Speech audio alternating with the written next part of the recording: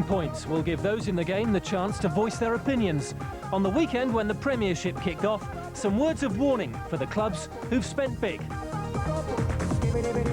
When you really look at it, realistically, there's only going to be 3 or 4 teams that do succeed, and the rest of them are scrabbing around or fighting not to go down or to make it a respectable season.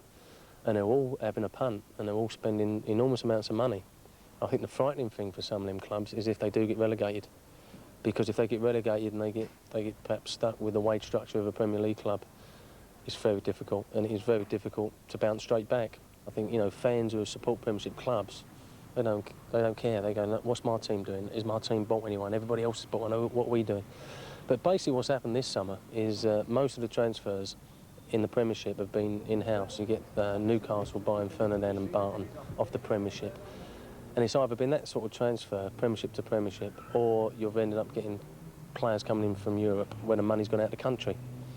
None of it's filtering down to the NZ League. You know, there's been 1 or 2 transfers, you know, perhaps when Atkinson's bought, as I say, he's bought Solarco and he's bought Williams from Derby, and perhaps that money might get spread around. But not a lot of it's trickled down, and that's causing its own problems as well. Really, what's happening in the Premiership now, I think clubs are perhaps too frightened to take a gamble and buy someone perhaps for the future, or someone who quite not make it, and they're buying proven quality people, you know, and it's making it difficult for the NZ League because, as I say, the finances is so different. Players in the Premier League, their wages swamp the NZ League, and quite rightly so if there's so much money flying around in there. But it is making it difficult all the way around for clubs in the NZ League.